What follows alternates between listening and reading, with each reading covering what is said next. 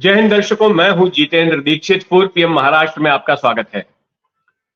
दर्शकों, अभी भी महाराष्ट्र में कई लोगों को यकीन नहीं हो रहा कि शरद पवार को इतना बड़ा झटका लगा है। जो शरद पवार जाने जाते रहे हैं दूसरों पर गुल्ली डालने के लिए, दूसरों को चपत लगाने के लिए, दूसरों को चकमा देने के लिए, और जिनके सियासी दांवपेच का कोई तोड़ नहीं माना जाता, उन्हीं शरद पवार के साथ में ऐसा हो गया है कि खुद उनकी पार्टी भी उनके हाथ से चली गई और चुनाव चिन्ह भी। लेकिन ये सच है। और कल जब चुनाव आयोग का फैसला आया, परसों जब चुनाव आयोग का फैसला आया, उसके बाद कल दिन भर शरद पवार के खेमे में मायूसी नजर आई। तो वहीं दूसरी तरफ उनके भतीजे अजीत पवार के खेमे में एक तरह से जश्न मनाया जा रहा था, और अजीत पवार के सियासी करियर में एक बड़ी कामयाबी थी। साल 2023 जुलाई में उन्होंने एनसीपी से बगावत करके अपनी अलग पार्टी बनाई थी, अपना अलग गुट बनाया था। और दोनों ही गुटों ने, शरद पवार के प्रति जो गुट वफादार था उस गुट ने, और अजीत पवार के गुट ने चुनाव आयोग के सामने दावा किया था कि वही असली एनसीपी है। और बीते 5-6 महीनों से चुनाव आयोग के सामने ये सुनवाई चल रही थी, और परसों के दिन चुनाव आयोग ने फैसला सुना दिया, और इससे शरद पवार गुट को बड़ा झटका लगा। और ये बड़ी ही विडंबना है कि जिस एनसीपी को शरद पवार ने बनाया, वही एनसीपी उनके हाथ से निकल गई। 1999 में शरद पवार ने एनसीपी का गठन किया था, और फिर 1999 में वो अपनी पार्टी को महाराष्ट्र की सत्ता में लाए, केंद्र की यूपीए सरकार का भी हिस्सा बने। 2004 में भी उनकी पार्टी सत्ता में रही, 2009 में भी उनकी पार्टी सत्ता में रही।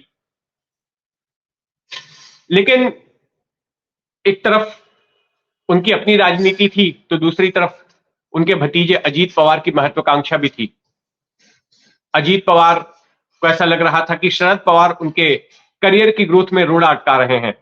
खास करके साल 2004 में जब एनसीपी सबसे बड़ी पार्टी बनकर उभरी थी, तो ऐसे में मौका था कि महाराष्ट्र में एनसीपी का मुख्यमंत्री बन जाता। लेकिन तब शरद पवार ने मुख्यमंत्री पद लेने के बजाय वो पद कांग्रेस को दे दिया, और केंद्र में एक पद एक्स्ट्रा ले लिया, मंत्री पद। तो अजीत पवार को लगा कि एक मौका था जहां पर वो मुख्यमंत्री बन सकते थे, और वो मौका उनके हाथ से निकल गया।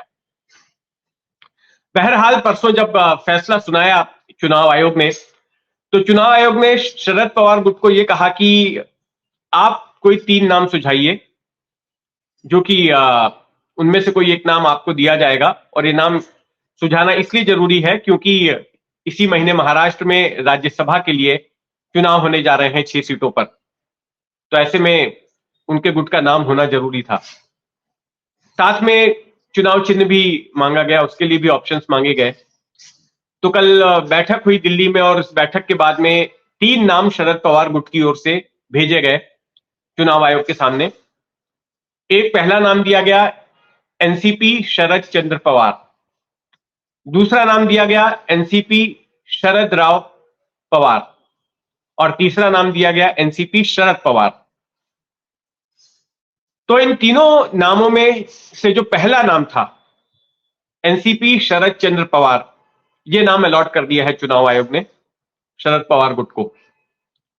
चुनाव चिन्ह के तौर पर शरद पवार की ओर से प्रस्ताव रखा गया 2 तरह के चिन्हों का, 2 में से कोई एक अलॉट होना है।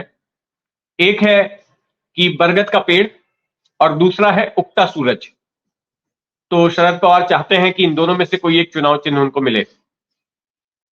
तो चुनाव आयोग ने फिलहाल इस पर फैसला नहीं लिया है, ये कहते हुए कि राज्यसभा के चुनाव के लिए चिन्ह की जरूरत नहीं होती है, इस पर फैसला बाद में लिया जाएगा। और ये जो नाम भी अलॉट किया गया है, ये भी नाम अस्थायी तौर पर अलॉट किया गया है, स्थायी तौर पर नहीं। सिर्फ राज्यसभा चुनाव तक के लिए, हो सकता है कि बाद में नाम में बदलाव हो जाएगा। दूसरी तरफ शरद पवार गुट ने तय किया है कि चुनाव आयोग के फैसले को सुप्रीम कोर्ट में चुनौती दी जाएगी। जब उनकी तरफ से बयान आया, तो उसके बाद तुरंत अजीत पवार गुट के वकील हरकत में आए, और उन्होंने सुप्रीम कोर्ट में कैविएट दाखिल कर दिया कि अगर इस मामले में शरद पवार के गुट को सुनवाई की जाती है तो उनका भी पक्ष सुना जाए। तो इतना तो तय है कि सुप्रीम कोर्ट के गलियारों में, सुप्रीम कोर्ट के कमरे में एक कानूनी जंग भी इस पूरे मसले को लेकर होगी। इससे पहले शिवसेना भी सुप्रीम कोर्ट का दरवाजा खटखटा चुकी है। पिछले साल इसी तरह से उद्धव ठाकरे के हाथ से भी पार्टी का नाम और चुनाव चिन्ह छिन गया। धनुष बाण जो पार्टी का चुनाव चिन्ह था अविभाजित शिवसेना का, वो एकनाथ शिंदे को चला गया जो बागी गुट है, और पार्टी का आधिकारिक नाम भी उन्हें ही मिल गया। न केवल चुनाव आयोग ने एकनाथ शिंदे वाली शिवसेना को असली शिवसेना माना, बल्कि इसके साथ साथ स्पीकर के सामने जो सुनवाई हुई, स्पीकर विधानसभा के स्पीकर राहुल नार्वेकर के सामने, तो उन्होंने भी इसी बात को जो है इसी बात पर मुहर लगाई कि असली शिवसेना उद्धव ठाकरे वाली है। अब ऐसा ही फैसला शरद पवार वाले मामले में भी आ रहा है, एनसीपी के मामले में भी आने वाला है, और उम्मीद की जा रही है कि 14 या 15 तारीख तक महाराष्ट्र विधानसभा के स्पीकर भी अपना फैसला सुनाएंगे, क्योंकि स्पीकर के सामने भी दोनों ही गुटों ने अपने असली एनसीपी होने का दावा किया था। तो ऐसे में कई लोग कह रहे हैं कि स्पीकर का फैसला बड़ा ऑब्वियस है। जिस तरह से शिवसेना के मामले में स्पीकर ने बागी गुट को असली शिवसेना माना था, उसी तरह से इस मामले में भी वही वैसा ही फैसला सुना सकते हैं। और अब तो चुनाव आयोग का ऑर्डर भी आ गया है, तो उसका भी हवाला दिया जा सकता है। हालांकि स्पीकर ने कल मीडिया से बातचीत करते हुए कहा कि चुनाव आयोग ने क्या फैसला सुनाया है उसका असर उनके आदेश पर नहीं पड़ने वाला है।